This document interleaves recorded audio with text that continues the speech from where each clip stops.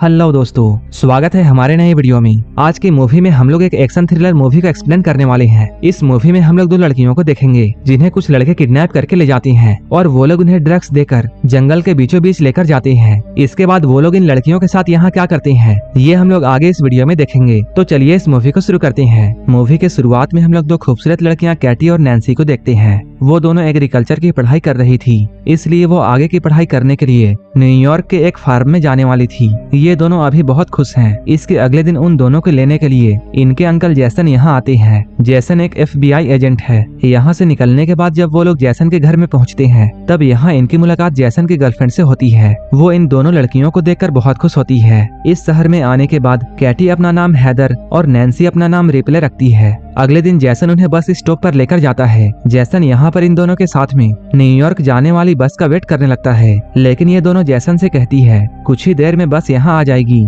इसलिए आप अपने काम में जा सकते हैं। जैसे ही हम लोग वहाँ पहुँचेंगे आपको मैसेज कर देंगे। तब जैसन इन लोगों से कहता है तुम कोडवर्ड इस्तेमाल करना जिससे मैं समझ जाऊंगा कि तुम लोग सेफली वहाँ पहुँच गए हो। कैटी कहती है मैं एप्पल वर्ड यूज करूंगी, लेकिन जैसन कहता है तुम हर बार अलग अलग अल्फाबेट यूज करना ताकि कोई भी तुम्हारे कोडवर्ड को नहीं समझ सके। जैसन के जाने के बाद यहाँ पर रोड से गुजर रहे दो लड़के जेसी और नैन्सी को देखते हैं। इसके बाद जेसी और नैन्सी पास के एक रेस्टोरेंट में कॉफी पीने के लिए जाती है। यहाँ पर वो लड़के भी आ जाते हैं जो कि कुछ देर पहले इन दोनों को देखकर यहाँ से गुजर रहे थे। इन दोनों का नाम जेड और ल्यूकस है। वो दोनों कैटी और नैन्सी से बातें करने लगते हैं। यहाँ कैटी और नैन्सी उन दोनों को अपना नाम हैदर और रिप्ले बताती है, जो कि उन दोनों ने अपना न्यू नाम रखा था। कैटी उन लोगों को ये बताती है हम लोग न्यूयॉर्क के एक फार्म में एग्रीकल्चर की स्टडी करने के लिए जा रहे हैं, जिस पर जेड कहता है हम भी वहीं जा रहे हैं और अगर तुम दोनों हमारे साथ आना चाहो तब तुम भी आ सकती हो। लेकिन कैटी उन्हें मना कर देती है। लेकिन जब वो दोनों यहाँ से उठकर जा रहे थे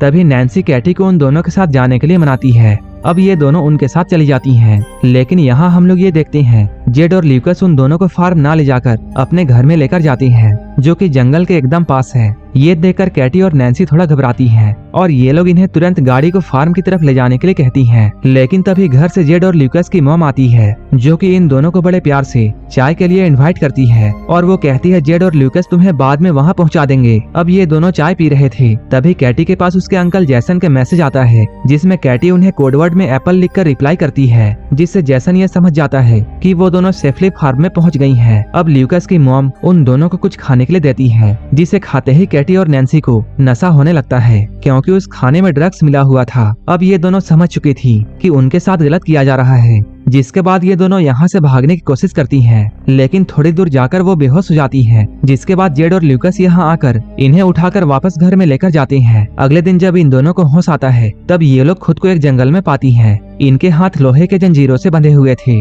ये देखकर ये दोनों बहुत डर जाती हैं और हेल्प के लिए चिल्लाने लगती हैं। तभी यहाँ पर जेड आता है और वो इन लोगों से कहता है तुम जंगल की एक ऐसी जगह पर हो जहाँ पर दूर दूर तक कोई इंसान नहीं है, इसलिए तुम्हारे चिल्लाने का कोई फायदा नहीं है। कुछ देर बाद यहाँ पर बोरिस नाम का एक आदमी आता है और वो कैटी को इसका फोन दिखाता है। वो कहता है तुम्हारे फोन पर किसी जैसन नाम के आदमी ने मैसेज किया है, जिसे तुमने पिछली बार एप्पल लिखकर भेजा था। वो दोनों से इसका मतलब पूछने लगता है, जिस पर कैटी कहती है एप्पल एक कोडवर्ड है जिसका मतलब है हम दोनों सेफ हैं। इसके बाद बोरिस जैसन को रिप्लाई करते हुए ये कहता है कि सब कुछ ठीक है और साथ में कोडवर्ड एप्पल भी लिखता है। इसके बाद वो लोग कैटी और नैन्सी को उनके सामने ही नहाने के लिए फोर्स करते हैं। तभी यहाँ पर शेरिफ आता है। शेरिफ को यहाँ देखकर कैटी और नैन्सी उससे मदद मांगने लगती हैं। लेकिन कुछ देर बाद इन्हें पता चलता है कि ये पुलिस ऑफिसर भी जेड और ल्यूकस के साथ मिला हुआ है। ये देखकर वो दोनों और भी डर जाती हैं। अब यहाँ पर कैटी और नैन्सी उन लोगों को समझाने की कोशिश करती हैं कि प्लीज हमें यहाँ से जाने दो, हम लोग किसी को कुछ भी नहीं बताएंगे और अगर तुम लोग चाहो तब हम लोग तुम्हें बहुत सारे पैसे भी दे देंगे। लेकिन वो लोग इनकी एक भी बात नहीं सुनते हैं। इसके बाद हम लोग ये देखते हैं वो पुलिस वाला पावर बढ़ाने के लिए एक दवा खाता है और वो अपने लिए कैटी को चूज करता है। इसके बाद हम लोग उस पुलिस वाले को कैटी के कंटेनर से बाहर आते हुए देखते हैं। इस सीन को देखकर हम लोग ये समझ पाते हैं कि उस पुलिस वाले ने कैटी के साथ क्या किया होगा। वहीं दूसरी ओर हम लोग जैसन को देखते हैं, जिसे कैटी और नैन्सी की बहुत फिक्र हो रही थी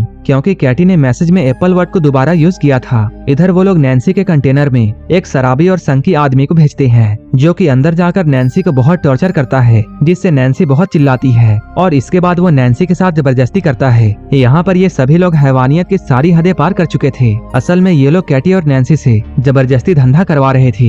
इधर जैसन कैटी और नैन्सी के बारे में पता करने के लिए न्यूयॉर्क के एग्रीकल्चर फार्म में कॉल करता है। तब उसे ये मालूम चलता है कि वो दोनों एक बार भी वहाँ नहीं गए हैं, जिससे जैसन ये समझ जाता है कि वो दोनों बहुत बड़ी मुसीबत में हैं। इसके बाद वो तुरंत उन्हें ढूंढने के लिए निकल जाता है। इधर कैटी और नैन्सी के साथ बहुत बुरा हो रहा था, क्योंकि यहाँ अगले कस्टमर के आने से पहले जेड और ल्यूकस उन दोनों के चेहरे को कपड़े से ढक देते हैं और वो कस्टमर भी पिग वाला मास्क पहन लेता है। इसके बाद जब वो कस्टमर इनके पास आता है, तब जेड और ल्यूकस कैटी और नैन्सी के चेहरे से उस कपड़े को हटाकर इन दोनों को कस्टमर को दिखाते हैं। जैसे ही ये दोनों लड़कियां इस आदमी को देखती हैं, वो लोग इसके चेहरे को देखकर बहुत डर जाती हैं और जोर जोर से चिल्लाने लगती हैं। इसके बाद वो आदमी नैन्सी को चूज करता है और इसके बाद वो उसे कंटेनर में ले जाकर उसके साथ जबरदस्ती करता है। अब उस आदमी के जाने के बाद जब कैटी नैन्सी के पास में जाती है, तब वो देखती है नैन्सी की हालत बहुत ज्यादा खराब हो चुकी है। वहीं दूसरी तरफ इधर जैसन पुलिस स्टेशन पहुंचता है और वो यहाँ एक पुलिस ऑफिसर से मिलता है और ये वही पुलिस ऑफिसर है जिसने कैटी के साथ जबरदस्ती की थी। जैसन उसे कैटी और नैन्सी के किडनैपिंग के बारे में बताता हुआ ये कहता है कि वो भी एक FBI एजेंट है, जिस पर वो पुलिस ऑफिसर जैसन से ये पूछता है, आपको कैसे पता है कि वो दोनों किडनैप हुई हैं? जिस पर जैसन उन्हें कोड वर्ड वाली बात बताता है, मैंने जैसा कि कैटी को समझाया था, लेकिन कैटी ने एक ही कोड वर्ड को दोबारा इस्तेमाल किया है, जिससे मुझे ऐसा लग रहा है कि वो दोनों कोई मुसीबत में हैं और शायद किडनैप हो गई हैं। वहीं इधर ये पुलिस ऑफिसर बोरिस को सारी खबरें देता है कि इन दोनों लड़कियों के अंकल FBI एजेंट हैं और वो इन दोनों को ढूंढ रहे हैं और कैटी ने हमें उस कोड वर्ड के बारे में गलत इन्फॉर्मेशन दी थी। इसके बाद बोरिस जेट को उस कंटेनर से थोड़ा दूर ले जाकर उससे बातें करता है कि इन दोनों लड़कियों को जल्द से जल्द ठिकाने लगाना होगा, वरना हम लोग मुसीबत में पड़ सकते हैं और हमें शहर से आने वाली और भी नई लड़कियों को पकड़ना है। इधर कैटी अपने कंटेनर के पास में खड़ी होकर चुपचाप इन दोनों की बातों को सुनती है। इन दोनों की बातें खत्म होने के बाद बोरिस कैटी के कंटेनर में जाकर उसके साथ फिर से जबरदस्ती करता है। वहीं दूसरी ओर जैसन भी वही रेस्टोरेंट पहुंचता है जहां पर कैटी और नैन्सी को वो दोनों लड़के मिले थे। वो यहाँ पर काम कर रहे एक आदमी से उन दोनों के बारे में पूछता है, जिससे वो आदमी जैसन को बोरिस के गाड़ी के बारे में बताता है। इधर कैटी नैन्सी को ये बताती है, ये लोग हमें अब मारने वाले हैं। तभी जेड और बोरिस उसी नशेड़ी आदमी के साथ यहाँ आते हैं जिसने कैटी के साथ जबरदस्ती की थी। वो लोग नशेड़ी आदमी से कहते हैं, हम लोग जल्द ही वापस आएंगे, तब तक तुम इन दोनों लड़कियों पर नजर रखना। ये कहकर वो लोग यहाँ से जाते हैं। उन दोनों के यहाँ से जाते ही कैटी उस नशेड़ी आदमी को अपनी तरफ अट्रैक्ट करने लगती है और उसे अपने साथ इंटीमेट होने के लिए उकसाती है। ऐसा करते हुए वो जैसे ही उस नशेड़ी आदमी के पास में जाती है, वो उसके गले पर जोर से काट लेती है, जिससे उसके गले से खून निकलने लगता है और यहीं पर उस नशेड़ी की मौत हो जाती है। इसके बाद वो दोनों अपनी हथकड़ियां खोलकर वहीं पर छुप जाती हैं। जब पुलिस वाला यहाँ पहुँचता है, तब वो लोग चुपके से पुलिस वाले की गाड़ी को चुराकर यहाँ से भाग जाती हैं। इसके बाद ये दोनों एक मॉल में जाती हैं और बहुत सारे अजीब औजार और सामान खरीदती हैं। उनके सामान में हथौड़ी, कुल्हाड़ी और बैट थी। इसके बाद वो लोग मॉल के कैशियर के पास में जाकर बोरिस के घर का पता पूछती हैं, जिस पर वो उन्हें बोरिस का एड्रेस बताता है। इधर जैसन बोरिस के कार इंश्योरेंस कंपनी में पहुंचता है। यहाँ पर उसे बोरिस के घर का पता मिल जाता है। इधर हम लोग बोरिस को देखते हैं, जो कि अपने घर में म्यूजिक लगाकर एंजॉय कर रहा था। अभी यहाँ पर कैटी और नैन्सी आ जाती हैं और टेनिस बॉल पर काफी सारी कीलें लगाकर उसके मुंह पर मारती हैं, जिससे वो बेहोश हो जाता है। इसके बाद जैसे ही उसे होश आता है, तब वो खुद को एक टेबल में बंधा हुआ पाता है। लेकिन बोरिस खुद को छोड़ने के लिए उन्हें बहुत सारे पैसों का ऑफर देता है, लेकिन कैटी और नैन्सी को पैसा नहीं बल्कि अपना बदला चाहिए था। वहीं अंकल जैसन भी बोरिस के घर के बाहर पहुंच चुके हैं। इधर कैटी और नैन्सी बोरिस से उस मास्क वाले आदमी का एड्रेस पूछती हैं, जिससे बोरिस उन्हें एड्रेस बता देता है। इसके बाद वो लोग बोरिस के पीछे किलो से भरा हुआ एक बेसबॉल बैट घुसा देते हैं, जिससे बोरिस जोर जोर से चिल्लाता है। इन आवाजों को सुनकर जैसन जल्दी से घर के अंदर आता है और आकर देखता है बोरिस मर चुका है। तभी उसे घर के बाहर गाड़ी की आवाज सुनाई देती है, लेकिन जब तक वो बाहर जाता, कैटी और नैन्सी यहाँ से निकल चुकी थी। अब जैसन जल्दी से पुलिस स्टेशन जाता है और उस पुलिस ऑफिसर से दोबारा कैटी और नैन्सी के बारे में पूछता है। इसी दौरान जैसन कैटी और नैन्सी को कॉल करने की कोशिश करता है। तभी उसे पता चलता है कैटी का फोन उस पुलिस ऑफिसर के जेब में है। इससे पहले कि जैसन कुछ कर पाता, वो पुलिस ऑफिसर जैसन के पीछे गन पॉइंट करके खड़ा हो जाता है। वहीं इधर कैटी और नैन्सी एक चर्च में पहुंचते हैं, जहां हम लोग ये जानते हैं वो पिग मास्क वाला आदमी कोई और नहीं बल्कि इस चर्च का फादर है। चर्च का फादर इन दोनों को देखकर इन्हें पहचान लेता है। तभी कैटी पीछे से उस पर हमला करके उसे बेहोश कर देती है। इसके बाद वो दोनों उसे गाड़ी के पीछे बांधकर घसीटते हुए टाउन की तरफ लेकर जाते हैं। इसके बाद ये लोग एक दुकान से माचिस और पेट्रोल खरीदकर उसे जलाकर मार देते हैं। वहीं इधर हम लोग ये देखते हैं वो पुलिस वाला जैसन को एक चेयर से बांध देता है। कुछ देर के बाद वो नई लड़कियों को किडनैप करके यहाँ पर लाता है। इसके बाद जब वो उन लड़कियों के साथ जबरदस्ती जबरदस्ती करने वाला होता है। तभी चुपके से कैटी और नैन्सी यहाँ आकर डंडे से उस पर हमला करती हैं और उसे बेहोश कर देती हैं। जब उसे होश आता है तब वो खुद को एक चेयर से बंधा हुआ पाता है। अब वो इन दोनों से माफी मांगने लगता है। इसके बाद कैटी गन में सिर्फ एक बुलेट डालकर उसे डराने लगती है और ये लोग बारी बारी से उस पर गन से शूट करने लगती हैं, लेकिन सभी शूट में वो बच जाता है। ये देखकर वो थोड़ा मुस्कुराता है, लेकिन तभी कैटी उसे शूट कर देती है और उसे जान से मार देती है। इसके बाद कैटी और नैन्सी वहाँ मौजूद दोनों लड़कियों को भी आजाद करती हैं और ये लोग उन दोनों से जैसन को भी खोलने के लिए कहती हैं और यहाँ से चली जाती हैं। इसके बाद ये दोनों लड़कियाँ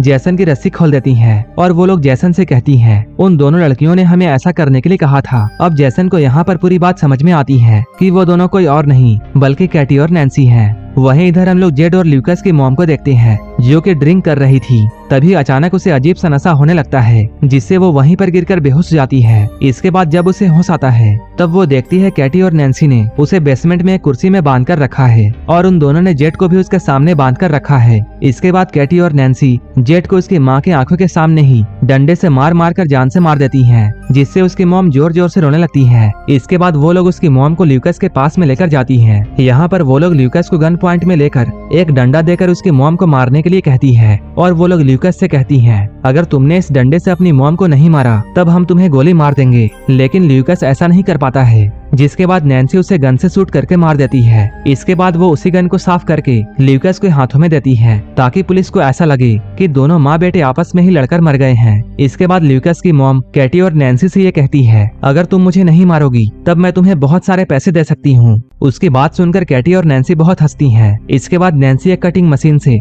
बहुत ही बेरहमी से उसके सर को काट देती है। अब हम लोग कुछ दिनों बाद का सीन देखते हैं। यहाँ अंकल जैसन कैटी और नैन्सी के घर में जाते हैं और उन दोनों को दोबारा अपने साथ न्यूयॉर्क लेकर जा रहे थे और इसी सीन को दिखाते हुए ये मूवी यहीं पर खत्म हो जाती है। ऐसे ही वीडियोस के लिए आप हमें टेलीग्राम और इंस्टाग्राम पर फॉलो कर सकते हैं, जिसका लिंक डिस्क्रिप्शन में दिया हुआ है। और मूवी अच्छी लगी हो तब एक लाइक जरूर कर देना और ऐसे ही वीडियोस के लिए मेरे चैनल को जरूर सब्सक्राइब कर लेना। तो मिलते हैं हमारे नेक्स्ट वीडियो में।